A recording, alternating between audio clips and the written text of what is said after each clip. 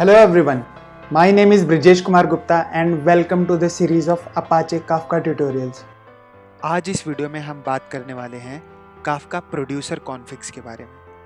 तो जब भी आप काफका में प्रोड्यूसर्स क्रिएट करते हो तो आप कुछ पैरामीटर्स पास करते हो प्रोड्यूसर के साथ, कुछ प्रोड्यूसर की प्रॉपर्टीज़ पास करते हो, कुछ कॉन्फ़िगरेशंस पास करते हो। ठीक है, जैसे कि किस काफका क्लस्टर से कनेक्ट करना है इस प्रोड्यूसर को, तो वो बूटस्ट्रैप सर्वर्स एक कॉन्फ़िगरेशन होती है जिसको आप पास करते हो।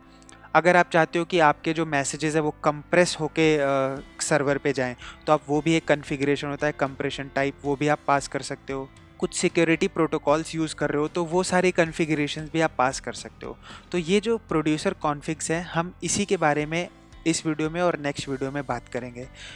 अगर आप चाहो तो सारी डिटेल जितने भी प्रोड्यूसर कॉन्फ़िग सपोर्ट करता है काफका, वो आप देख सकते हो काफका के डॉक्यूमेंटेशन पे।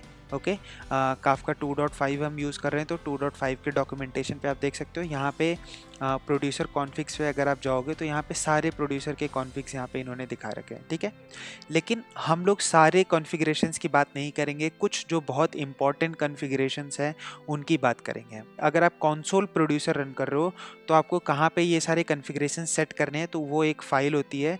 अगर आप ये मैं देखो काफका के अंदर हूँ, ओके, काफका डायरेक्टरी के अंदर, इसमें कॉन्फ़िग के अंदर आप जाओगे तो प्रोड्यूसर डॉट प्रॉपर्टीज़, यहाँ पे आप देख सकते हो like compression dot type, bootstrap dot servers, max dot block dot M S. So these are the configuration properties, okay, of producer. तो यहाँ पे आप सेट कर सकते हो। हम स्टार्ट करते हैं जो कुछ मेन कॉन्फ़िगरेशंस हैं उससे। ओके, सो सबसे पहला है bootstrap server. So bootstrap server क्या होता है? It is use to connect to Kafka cluster. मतलब कि कोई भी प्रोड्यूसर है, जब हम उसे स्टार्ट करते हैं तो उसे एक बूटस्ट्रैप सर्वर का एड्रेस चाहिए होता है जिससे वो कनेक्ट करेगा काफका क्लस्टर से। ओके, तो ये मान लो हमारा काफका क्लस्टर है जिसमें 3 ब्रोकर्स हैं। हर ब्रोकर का एड्रेस है IP1 P1 पहले का, दूसरे ब्रोकर का है IP2:P2, तीसरे का है IP3:P3, P मतलब पोर्ट। ओके, और फिर मान लेते हैं कि हमने कोई प्रोड्यूसर है हमारा, ओके, जिसे मैसेजेस पब्लिश करने हैं इस काफका क्लस्टर पे। ओके, तो अब वो कैसे कनेक्ट करेगा? वो कौन सा एड्रेस यूज करेगा कनेक्ट करने के लिए इस काफका क्लस्टर से? वही होता है क्या? Bootstrap server. Bootstrap server means initial connection establish करने के लिए क्लस्टर से। इनिशियल कनेक्शन जब प्रोड्यूसर स्टार्ट हो रहा होगा तब वो जो एड्रेस यूज करेगा कनेक्ट करने के लिए काफका क्लस्टर से, that is known as bootstrap server. Okay, तो ये प्रोड्यूसर बूटस्ट्रैप सर्वर की वैल्यू कुछ भी दे सकता है। ये चाहे तो IP1 पोर्ट 1 दे दे, ठीक है, तो वो इनिशियल कनेक्शन इस ब्रोकर से स्टैब्लिश करेगा और उसके बाद वो पूरे क्लस्टर से कनेक्शन स्टैब्लिश हो जाएगा उसका। ओके, वो चाहे तो IP2 ये भी दे सकता है एड्रेस, ये भी एक बूटस्ट्रैप सर्वर है, ये भी एक बूटस्ट्रैप सर्वर है और ये भी एक बूटस्ट्रैप सर्वर है। ओके, वो चाहे तो कोई भी दे सकता है बूटस्ट्रैप सर्वर। और आप देखो तो यहाँ पे इन्होंने लिखा हुआ है कि a list of host port pairs to you for establishing the initial connection to Kafka cluster. ये लिस्ट अगर आपको देनी है तो लेट सपोज आप चाहते हो कि आप ये दोनों एड्रेस दो, तो आपको वो दोनों एड्रेस कैसे देना है? आप बूटस्ट्रैप सर्वर पे दे सकते हो IP1 port 1 comma IP2 port 2। Okay, तो आप इस तरीके से दे सकते हो बूटस्ट्रैप सर्वर की वैल्यू। तो वो इससे बेनिफिट क्या होगा कि मान लो कि ये वाला जो एड्रेस है, पहले वो इससे कनेक्ट करने का ट्राई करेगा प्रोड्यूसर, इससे नहीं कनेक्ट कर पाता है तो वो नेक्स्ट वाले पे स्विच करेगा और इससे ट्राई करने कनेक्ट होने की ट्राई करेगा। ओके, तो इस तरीके से हम बूटस्ट्रैप सर्वर्स को दे सकते हैं कॉमा सेपरेटेड फॉर्म में। अ list of host port pairs to use for establishing the initial connection to Kafka cluster. The client will make use of all servers irrespective of which server is specified here for bootstrapping. इसका मतलब ये है कि आप bootstrap server जो भी देते हो, लेट सपोज आपने ये दे दिया, तो इसका मतलब ये नहीं है कि ये क्लाइंट इसी से कनेक्टेड रहेगा हमेशा। नहीं, इसका मतलब ये जो लाइन बोल रही है इसका मतलब ये है the client will make use of all the servers. Okay, तो वो सारे सर्वर्स का यूज करेगा। Okay, just for the initial connection it will use this address. Now it is saying this list only impacts the initial hosts used to discover the full set of servers. Now this list should be in form of host 1 port 1 comma host 2 port 2. So you can see that comma separated use किया, right? Since these servers are just used for initial connection to discover the full cluster membership, this list need not contain the full set of servers. So let's suppose आपके जो Kafka cluster है उसमें 12 brokers हैं, तो ये ज़रूरी नहीं है कि आप बूटस्ट्रैप सर्वर की वैल्यू पूरा एकदम 12 सर्वर्स का एड्रेस कॉमा सेपरेटेड में करके आप दो। नेक्स्ट हम बात करते हैं क्लाइंट आईडी से। सो क्लाइंट आईडी किस में यूज होता है? बेसिकली डीबगिंग में यूज होता है ये। जब भी हम कोई प्रोड्यूसर क्रिएट करते हैं तो हम हर एक प्रोड्यूसर को एक क्लाइंट आईडी प्रोवाइड कर सकते हैं। अगेन ये ऑप्शनल होता है, मैंडेटरी नहीं है देना, ठीक है। बट अगर आपको इन फ्यूचर कुछ प्रॉब्लम हुई कि कौन सा रिक्वेस्ट हमारा क्रैश कर गया या किस रिक्वेस्ट की वजह से काफका सर्वर हैंग कर गया, तो वो सारी चीज़ें आप क्लाइंट आईडी के थ्रू देख सकते हो कि कौन सा ऐसा प्रोड्यूसर था जिसने कौन सा ऐसा रिक्वेस्ट किया, कैसा रिक्वेस्ट किया कि हमारा सर्वर वो हैंग कर गया। Okay, so mainly use for debugging an ID string to pass to the server when making request. The purpose of this is to be able to track the source of requests beyond just IP port by allowing the logical application name to be included in the server side request logging. Next बात करते हैं की serialiser की। जैसा कि मैंने बताया था कि प्रोड्यूसर जब भी मैसेजेस पब्लिश करता है, हर मैसेज के साथ एक की एसोसिएटेड होता है और वैल्यू एसोसिएटेड होता है, राइट? सो सीरियलाइजर का क्या काम होता है? Serialisation is the process of converting an object into a stream of bytes. Stream of bytes में क्यों कन्वर्ट करना है? ताकि हम इसको नेटवर्क के थ्रू ट्रांसमिट कर सकें। Okay, so every object has to be converted into a stream of bytes so that we can transmit it over the network.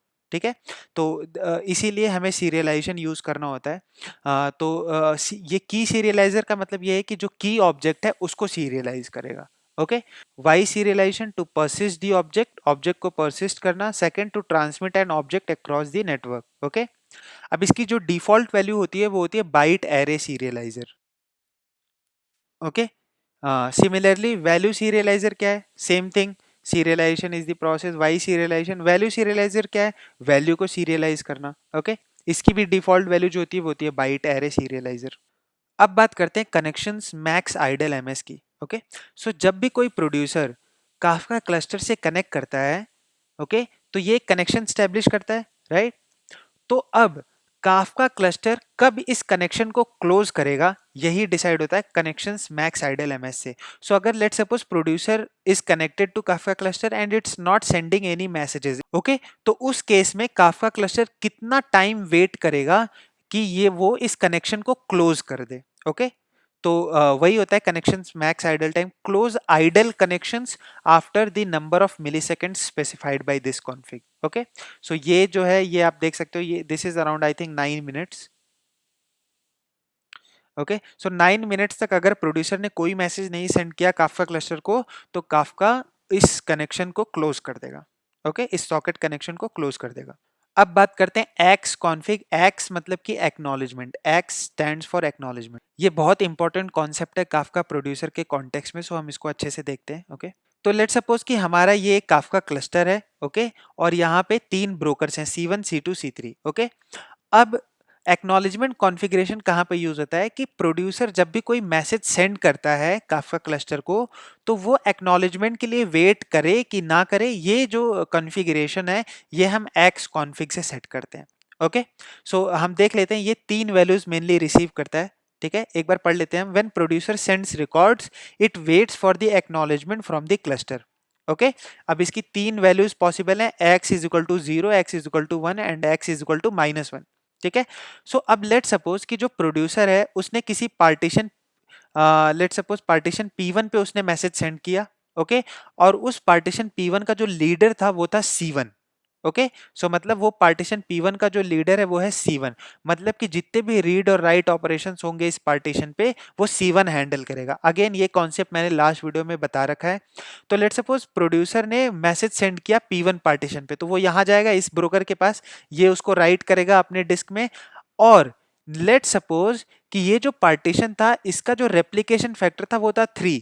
मतलब कि इस पार्टीशन में जो भी मैसेजेस है वो तीनों ब्रोकर्स रेप्लिकेट करेंगे खुद में। ओके, सो इस ये भी रेप्लिकेट करेगा और ये भी रेप्लिकेट करेगा। ठीक है, अब इस पार्टीशन P1 के लिए लीडर कौन है? C1 है। सो लीडर ये है C1 और ये दोनों क्या है, ये है फॉलोअर्स इसके, करेक्ट।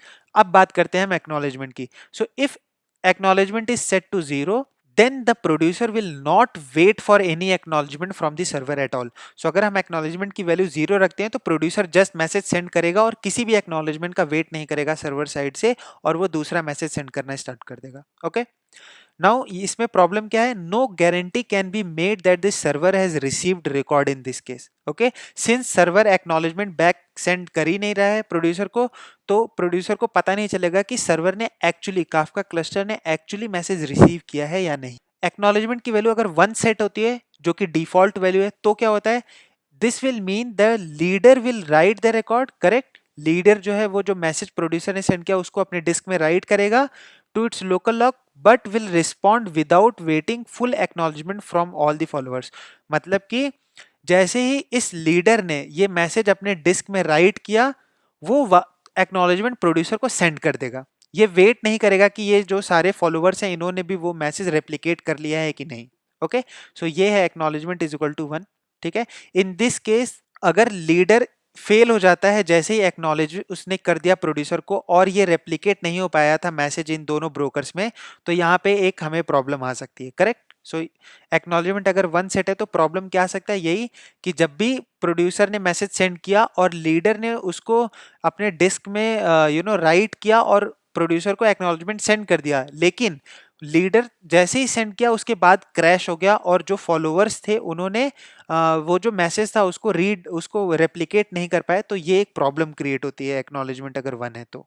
ठीक है, तो वही यहाँ पे लिखा है, in this case should the leader fail immediately after acknowledging the record but before the followers have replicated it, then the record will be lost. अब अगर एक्नॉलेजमेंट -1 है तो उस केस में क्या होता है, इस केस में बस यही होगा कि प्रोड्यूसर ने जो मैसेज सेंड किया लीडर के पास जाएगा, लीडर उसे अपने लोकल अपने डिस्क में उसको स्टोर करेगा और वो वेट करेगा जितने भी फॉलोअर्स थे, मतलब जो रेप्लिकेशन फैक्टर 3 था, तो जितने भी फॉलोअर्स थे उन्होंने भी उस मैसेज को रेप्लिकेट कर लिया है कि नहीं। जैसे ही वो लोग उस मैसेज को रेप्लिकेट कर लेंगे, उसके बाद जो लीडर है वो एक्नॉलेजमेंट सेंड करेगा प्रोड्यूसर को कि yes we have received your message and we have stored it in our disk. Okay, so this will mean the leader will wait for the full set of in sync replicas to acknowledge the record. This guarantees that the record will not be lost as long as at least one in sync replica remains alive. Correct, this is the strongest available guarantee. This is equivalent to x is equal to all settings. So x is equal to -1 लिख दो या फिर x is equal to all लिख दो, दोनों case में ही ये value same होती है। नाउ रिकमेंडेड ये होता है x is equal to -1, but इस ये आपका लेटेंसी ला सकता है, टाइम इसमें ज्यादा लग सकता है। क्यों? क्योंकि लीडर वेट करता है इसमें जब तक कि फॉलोअर्स ने उस मैसेज को रेप्लिकेट ना कर लिया हो। ओके, तो प्रोड्यूसर को एक्नॉलेजमेंट थोड़ा लेट मिलेगा इसमें। सो बस आज इस वीडियो में इतना ही रखते हैं, बाकी और भी कॉन्फ़िगरेशन है जो हम लोग नेक्स्ट वीडियो में डिस्कस करेंगे।